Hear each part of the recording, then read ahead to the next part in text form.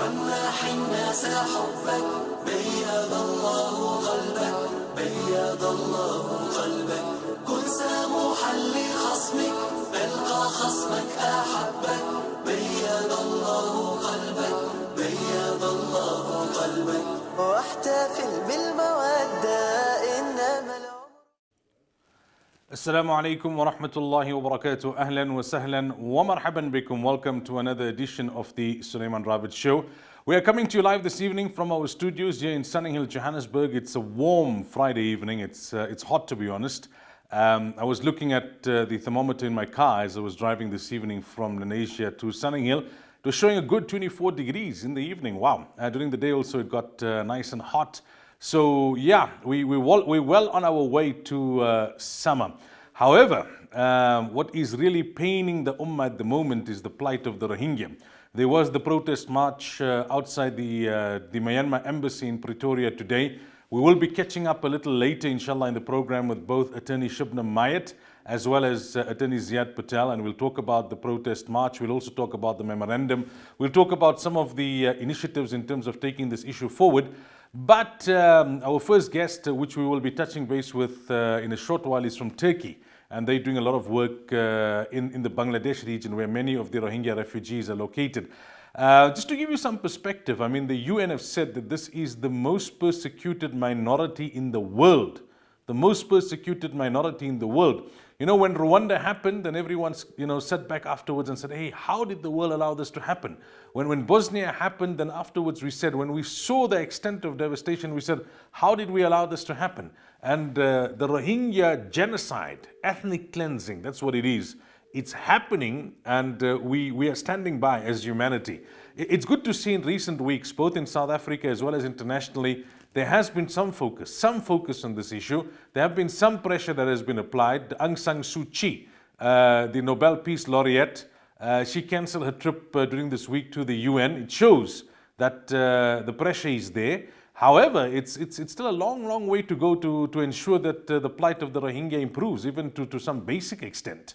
We know how these things happen, and how they work. Even with the Palestinian issue, for example, when there's world, scrutiny, when there's condemnation, sometimes there's a kind of tactical retreat. Here, we're not even hearing much in terms of a tactical retreat. It's just a kind of denial from the side of Aung San Suu Kyi, who's supposed to have been this liberation fighter, a woman who sacrificed so many years of her life to fight for liberation against military rule. And now that she's the de facto leader, what does she do? Totally not only silent about the plight of the Rohingya, but actually denying that they are being persecuted and that ethnic cleansing is taking place, blaming it on terrorists. They are groups of people who have taken up arms to legitimately resist this kind of persecution and ethnic cleansing, and they are the ones that are being termed as labeled as terrorists, and it's being said that it's because of them that everything is happening. So there needs to be much more pressure internationally. There needs to be much more pressure from our government. I mean, these reports, these images, these sounds that you hear coming out of Myanmar, Burma, of the Rakhine state, or Arakan as they say in Arabic, it really pains the heart. And that's a sign of Iman, because Nabi sallallahu alayhi wa sallam had said that al-Muslimu akhul Muslim. A Muslim is a brother unto a Muslim. So when your brother is in pain, you are in pain. Any creature, any creation of Allah suffers, we feel it. Any human suffers, we feel it more. Any Muslim suffers, we feel it most. And we don't have to be apologetic about it. If a person is killed, you feel it. But if your neighbor is killed, you feel it more. And if your brother is killed, you feel it most. So, that's how it is. And these are our brothers in faith. So we're going to focus and we're going to dedicate this program to discussing and talking about the plight of the Rohingya. We'll take our first break. When we come back, we'll cross over to Turkey and we'll be joined on the line by our first guest for this evening.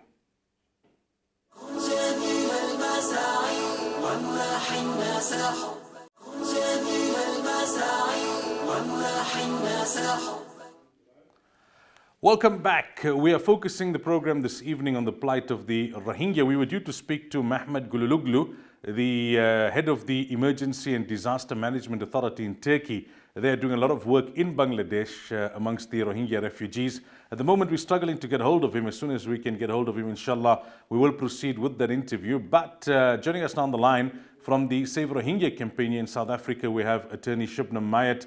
Shubnam, assalamu alaikum wa rahmatullahi wa barakatuh, and welcome to the program. Walaikum salam. Thank you for having me on the show. It's Protect the Rohingya. Okay, Jazakumullah for that. Right, now the protest march that took place this afternoon, give us brief feedback. How did everything go? I think it went well. We had a picket in front of the Myanmar embassy. We handed over a memorandum. It was received by the embassy. We had interesting speakers from various faiths. We also read out the memorandum, and I think things went well. There was a very diverse community out there today. Things did get a bit emotional at some point, but people are angry because it's a really terrible situation, ethnic cleansing and genocide, so people should get angry. Was there anyone from the embassy that came to officially receive the memorandum? There was a representative because we had organized with the police that we would be handing over a memorandum, so they ensured that someone from the embassy did come out to collect it. Mm-hmm. What would you say were some of the key objectives that were realized via this march this afternoon?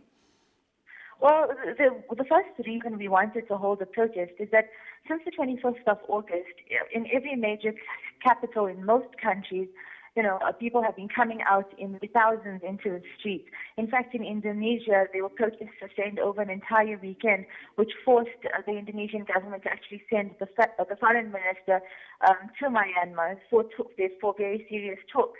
And so, number one is solidarity. Number two is, of course, awareness. And number three is to send a clear message out to the South African government that there are people in this country that do care and that do want them to take a stronger stance, because they did put out a message this week to say that both sides or all parties must stop the violence, and that they understand that Myanmar is in a difficult position or a challenging position. And the reality is that it's a genocide. So there are no two sides in a genocide. And yes, Myanmar is in a difficult position because it is committing the worst atrocities on a civilian population for no other reason. Okay, now in terms of the South African context, from your perspective, just to bring our viewers up to speed, what have been some of the initiatives that have taken place apart from the march this afternoon in recent days and weeks? Well, there was a great march to Parliament by the Cape Townians, and this was on Wednesday, and they had over 3,000 people in the street, so that was fantastic. There are various collection efforts and awareness efforts going on. We have one, Protect the Rohingya, with Palestine Solidarity Alliance, as well as the Media Review Network, have a funding collection out. Dad has a funding collection out. Various other organizations are collecting for aid. So I think in the past 2.5 weeks to 3 weeks since the violence started, South Africans are really taking up the issue in a big way. What about mainstream media? Are you getting quite a bit of attention in the mainstream media? Is this issue being touched on? Is it being given due consideration? I mean, internationally in the mainstream media, we've never seen, in the past 5 years that I've been working on the issue, we've not seen such an interest. And the good thing was, the Myanmar government is persisting that the Rohingya are burning down their own homes. And just last week, a BBC journalist, I think it is Jonathan Head, they were actually on a state-sponsored journalist trip through Rakhine, and they saw in the distance new fire. And so they left their minders, ran off, and what they saw when they got there was Buddhist Rakhine youth who actually then had a conversation, and it came out that they were the ones burning the villages. So, I mean, there's been a lot of journalism around this, and there are a lot of journalists on the Bangladesh-Myanmar border really making sure that the story gets out. The South African government, is there ongoing dialogue with them? What are the demands that are being put to them?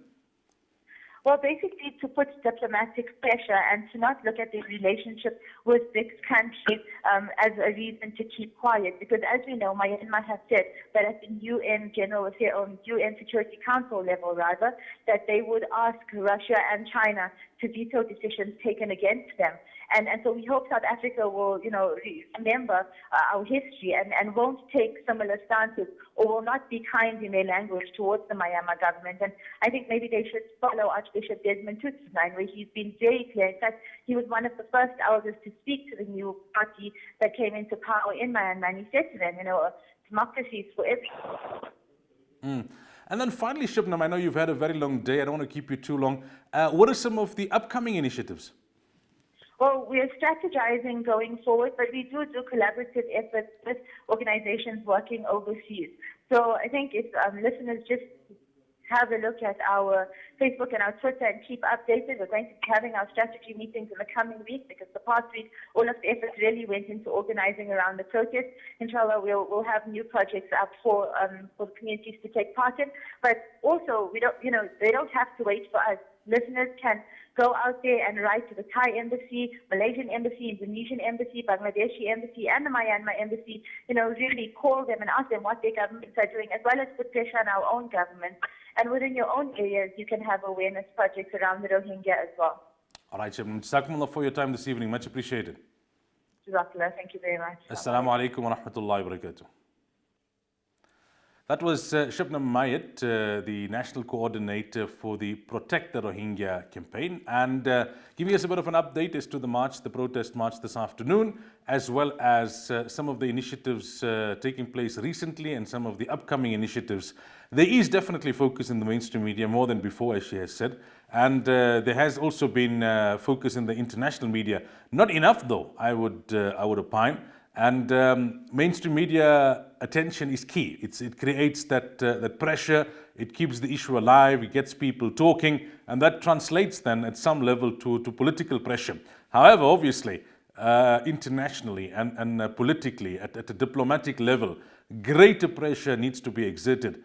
These are human beings after all. Now, we have some interviews that have taken place internationally courtesy of Reuters that gives you a bit of perspective on the issue. We're going to play those interviews shortly, inshallah. Also still to come, we are going to speak to Attorney Ziad Patel. He's the one who drafted the memorandum that was handed to the Myanmar embassy, his representative this afternoon. We'll talk to him more about what's in that memorandum, and we'll talk to him more about things from a legal perspective. It's really a pity that we can't get hold of Mehmet Gululuglu. We really wanted to speak to him. He's from Turkey. He's the president of the Emergency and Disaster Management Authority, and we wanted to talk to him about the situation on the ground in Bangladesh, where many of the Rohingyas are currently as refugees. They fled across the border. We wanted him to give us an eyewitness account because he's been there very recently. Hopefully before the end of the program we can get hold of him as well. But for now, let's go to those clips from Reuters.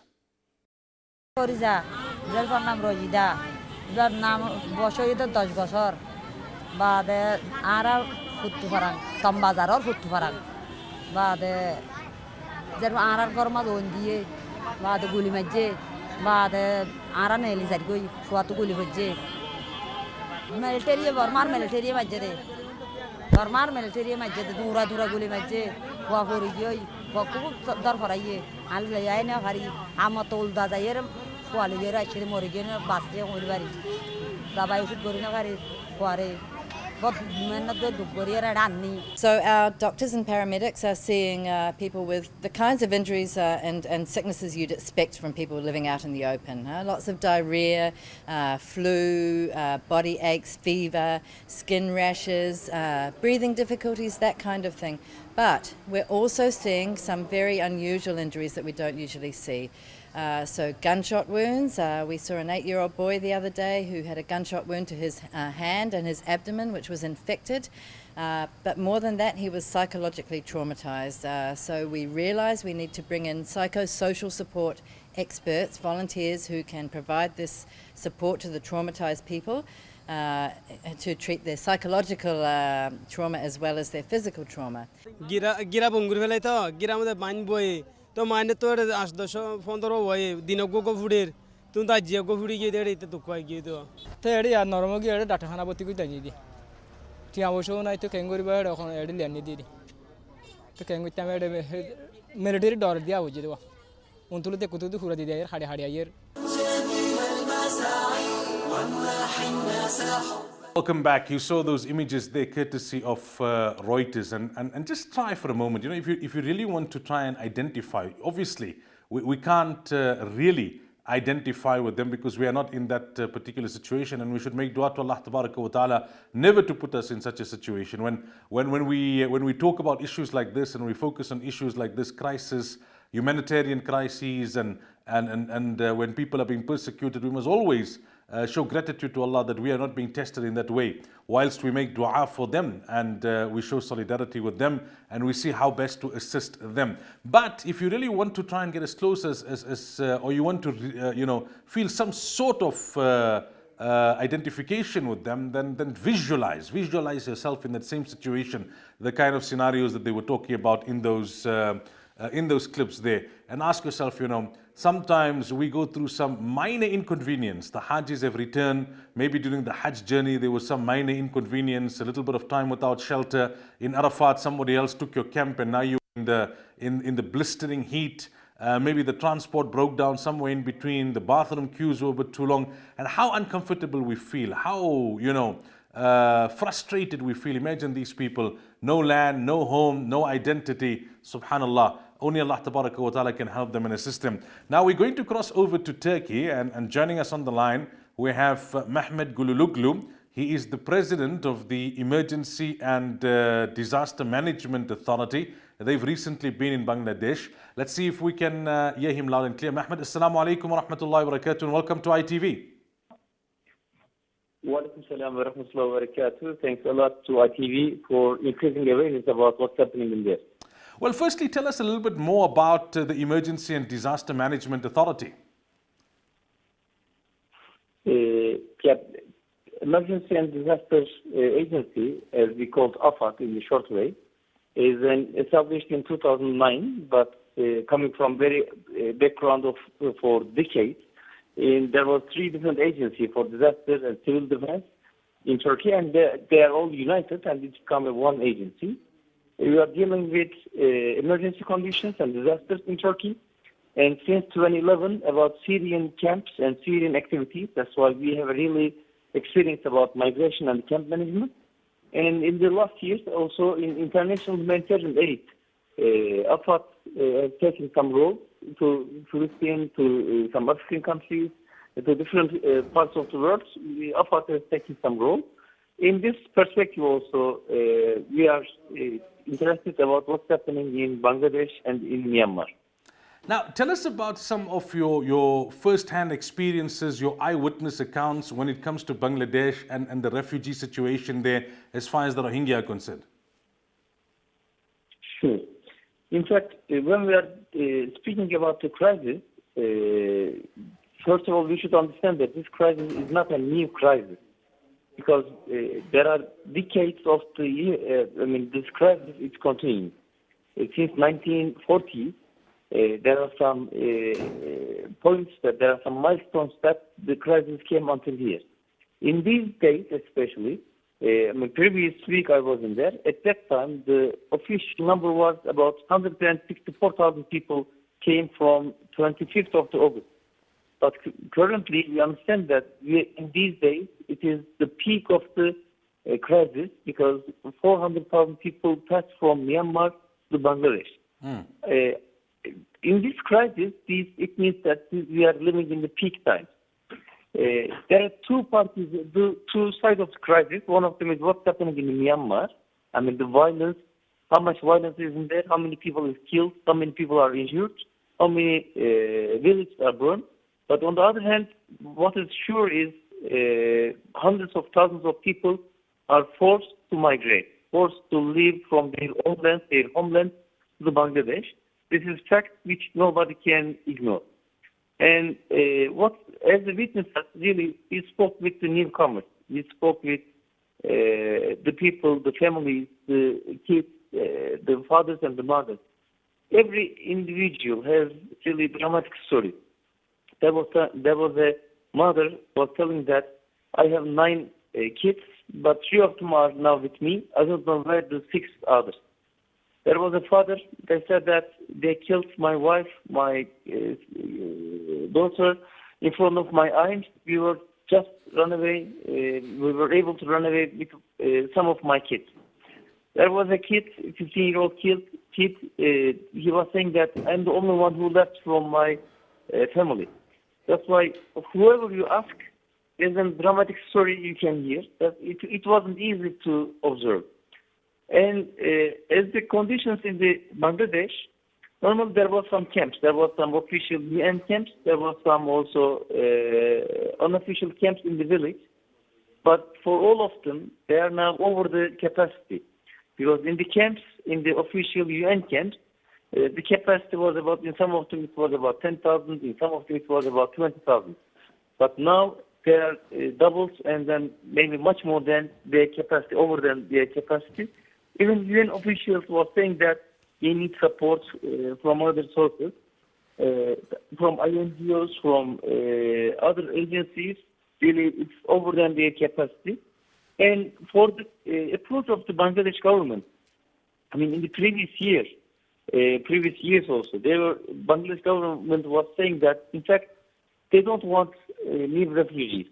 And on the borders, their approach was not that much opening borders. But in this case, previous week after our visit, the Prime Minister of the Bangladesh government went to the Cox's Bazar, and she also visited the refugees. It was a positive sign from our perspective, and at least we think that Bangladesh government will be much more positive for giving spaces, for letting INGOs and UN organizations, and even for us, to serve for the refugees.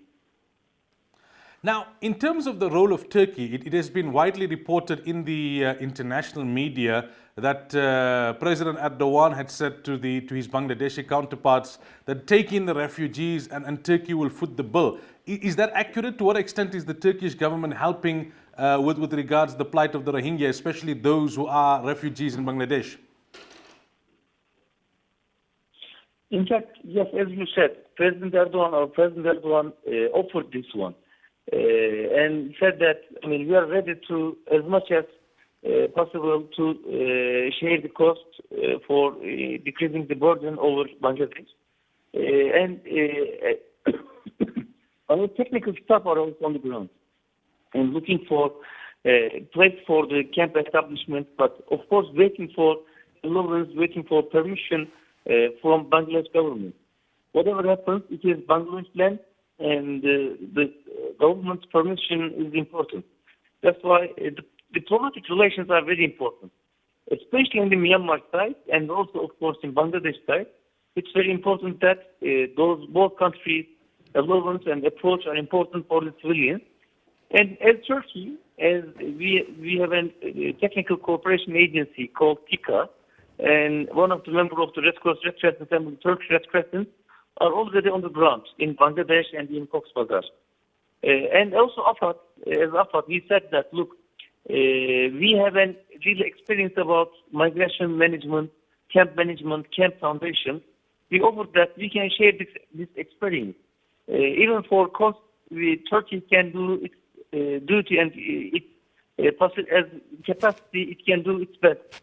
We are still waiting for assessments from Bangladesh government, but we are hopeful that even in the United Nations General Assembly in the next week, it will be on the agenda of Mr. President Erdogan, and he will raise this issue with the leaders of the world. I mean, diplomacy is important, really important. Otherwise, we cannot move as the humanitarian agencies. Even UN organizations cannot move. We know it from also Syrian cases. Diplomacy is very important, and we are waiting for the result of the diplomacy. Sometimes it can be slow, but we are waiting for the result. Now, in terms of international humanitarian relief, I mean, you've been working in this field for a number of years, I understand. Do you see other humanitarian agencies, other NGOs, other relief agencies internationally start to focus quite seriously on the plight of the Rohingya? In fact, in different parts of the world, we know that migration is a really important topic, and for the Rohingya people, when they come here, I don't know how many years or maybe decades they will spend in Bangladesh. And the conditions of the Rohingya people, in fact, Bangladesh is also one of the LDC, least developed countries, and they need support in this. Even Bangladesh people are also waiting support, but not like, of course, migrants. But Rohingya migrants really need support. Even UN organizations, INGOs, I mean, every organizations also need support because the conditions of those people of those kids, of those elderly people or disabled people are really not in good condition. They need support. But as a broader topic, migrants in the world currently more than 65 million people are migrants in different parts of the world. And as our experiences say that, for example, Palestinian migrants since 1948, I mean nearly about 70 years, there are migrants in Lebanon, there are migrants in Jordan, there are migrants in Syria, there are migrants in different parts of the region. And in our case, Syrian people, 3 million people in Turkey, about 1 million people in Jordan, and close to 1 million people in Lebanon. That's why migration is really the important topic of the humanitarian organizations. And in this modern era, we are talking about really millions of people are still forced for migration. In the case of the Myanmar Rohingyas, migrants, it's the same also. And another topic is how many years they will stay in Bangladesh, because they are pushed to leave their homeland, and nobody knows that when they will be able to go back to their houses, or they will be able to go back or not. Because in this situation, we can say that Myanmar government, they don't want them back. I mean, they want to clear it from their words also. They want to clear the land. It means that those people will be not able to go back to their country. And as the really political leaders, as the decision makers of the world, I think they should really they should think about what will be the future of the migrant people will be. All right, Mehmet, Jazakumullah for your time this morning. It was a pleasure talking to you on ITV, and we hope to do so more frequently in the future, inshallah. Thank you very much, brother, for increasing awareness to the people of there. Assalamu alaikum wa rahmatullahi wa barakatuh. That was Mehmet Gululuglu from the Emergency and Disaster Management Agency in Turkey. He's been to Bangladesh. He's seen the realities on the ground in terms of the plight of the Rohingya. All right, time for a break. When we come back, we are due to speak to Attorney Ziad Patel. He drafted the memorandum, which was handed over today outside the embassy at the march. And we'll also talk about some of the stats pertaining to the plight of the Rohingya.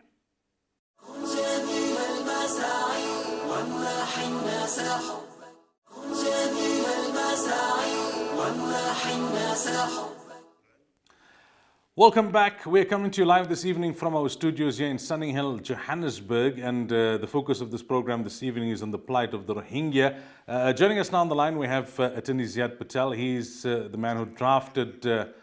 We still seem to be grappling a bit. As soon as we can get him on the line, inshallah, we'll continue with that discussion.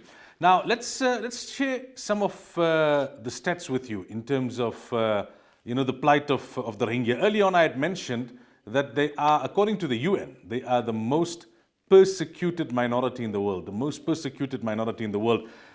I was reading up, they say that for the past 800 years or so, the Rohingya have been residing in Myanmar, which was previously called Burma. And it was only in the 80s that the military leadership decided, no, hold it. We don't consider you citizens. We are going to revoke your citizenship, and you need to go back to where you come from. So they were called Bengalis or whatever, and they were said, now you must go back to Bangladesh. Others that came in from India and other parts. And many had come there at the time when they were within the borders that you find today. But anyway, we'll take up that discussion in a bit, inshallah. I understand we have Attorney Ziad Patel on the line with us. Assalamu alaikum wa rahmatullahi wa barakatuh. Wa alaikum assalam, Moulana Ravat, and thank you for having me on your show. No, it's a pleasure. Early on, we spoke to Shabnam Mayat, and she gave us a bit of a rundown on the march. But from your perspective, how did it go? Overall, I think the march went off very well. We had a diversity of organizations. The march was organized by the Protect for Rohingya group of South Africa. Prior to having arranged today's protest action, there was a lot of advocacy, a lot of media coverage about the protests that were going to be undertaken, of course, as part of the global campaign in solidarity with the Rohingya people. As your viewers may well know, that, the atrocities that started on the 25th of August 2017 has caused the mass exodus of over 370,000 Rohingyans fleeing for their lives across the border, across the Naf River into Bangladesh. That has been a perilous journey for civilians and for ordinary people that are disenfranchised of basic human rights, of equality, dignity, and everything else that's supposed to be accorded, to them as human beings. So I think, the situation with the Rohingya being a minority, together with other minority groups, they are being ostracized, they are being persecuted, and unfortunately it has now led to ethnic cleansing and in fact a systemic genocide. So this is a clear textbook illustration of ethnic cleansing where there's the forced deportation of minority groups that are also persecuted. Now, we understand that you drafted the memorandum that was handed over to a representative of the Myanmar embassy. What were some of the key points there? Yes, I drafted the memorandum together with the team of Protect for Rohingya Group. And, basically the memorandum contains the geopolitical issues that the Rohingya find themselves in as a minority group, and also then contains a list of demands to the Myanmar embassy, more especially for, demands for equality, dignity, and fundamental human rights that should be accorded to the Rohingya. Very importantly, due to the mass exodus and the horrendous stories and authenticated and credible reports that have emanated of destruction of complete villages, as well as we know that these particular Rohingya have had to undertake a terrorist journey. So we're also asking for immediate, access of humanitarian aid, which we are aware is going into Bangladesh, but not into the northern Western European states. And also we're asking for the immediate cessation of crimes that are being committed by the Myanmar military junta. We're also asking for the immediate step down of Aung San Suu Kyi, who is, unfortunately she's a Nobel laureate, but she, has overseen the ethnic cleansing of the Rohingya. So we're asking that she must step down and she should be investigated for ethnic cleansing, for war crimes, crimes against humanity, together with the Myanmar military.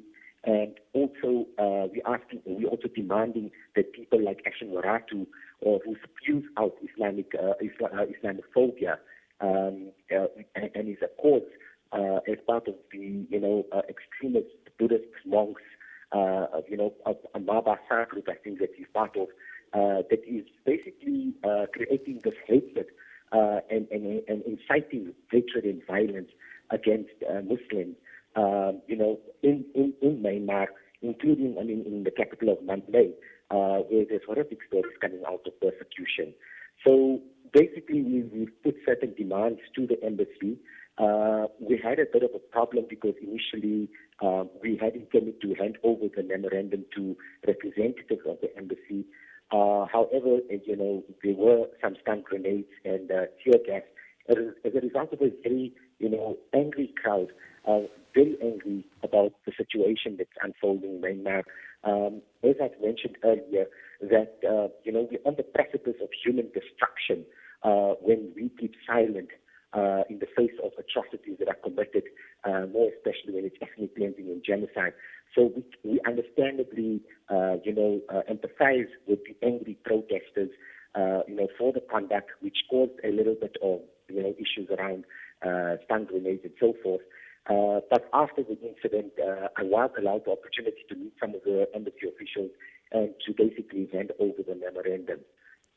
Now, from a legal perspective, we know when it comes to the Palestinian situation, for example, some lawyers locally as well as internationally have explored different options to make it difficult for some of the leaders, Israeli leaders, to travel, also to try and set in motion a process to at some stage at least hold them accountable by law. Are there similar options from a legal perspective in terms of the plight of the Rohingya? Most certainly, Moulana and Ravat, and you may know that I've been the attorney on record for Khadija David in Cape Town. We're part of a group. We managed to secure 4 arrest warrants for Israeli high commanders. We still have that avenue available when it comes to, the perpetrators of these types of crimes. However, there's certain jurisdictional requirements that has to be met. South Africa still continues to be a signatory to the Rome Statute. We have domesticated the International Criminal Court Act, but we do know that there is political lobbying, and we do know that the South African government has taken intent, to revoke the Rome Statute, which in this instance would cause problems for human rights lawyers who want to bring perpetrators to justice for crimes committed with impunity, where basically their hands are tied if we don't have the proper legislation in place. So there is a whole political debacle around this, more especially because political leaders want to protect other, influential political leaders from some types of arrest and investigation when it comes to issues around them coming to South Africa. And I think the main intent is about having diplomatic immunity trump any form of investigation and prosecution in terms of our International Criminal Court Act. I might also add that our Constitutional Court has delivered a judgment in 2014 which reaffirmed that South Africa has to comply with its international obligations in terms of the Rome Statute and in terms of our domestic law in holding accountable war criminals that commit crimes with impunity. And our Constitutional Court, which remains the apex of our courts, has basically declared this judgment. But there are going to be challenges where, if for instance South Africa does take the route of ratification of the Rome Statute, that we may be sitting with more basic customary criminal international law, which we call universal jurisdiction principles that needs to be applied, and this would give more leverage and more leeway for war criminals to enter our shores and our territory. I just want to also add that we have made mention that in our demands to the director, to DIRCO, the Director of International Relations and Cooperation, that we called on the South African government to refer ethnic cleansing and genocide allegations to the ICC for investigation, and if any legal suspect involved in the commission of such crimes enters the Republic, to arrest and prosecute such person in accordance with South African international law obligations involving crimes against humanity, ethnic cleansing, and genocide. Moulana, Ravat, if I may also just add, in our research and in our, having got to understand some of the geopolitical issues, we also want to state that, that the government of Myanmar continues to work with other governments in other states that also continue to perpetuate human rights crimes. We do know that there's a close affiliation with Prime Minister Modi from India, where there's a specific and certain agenda.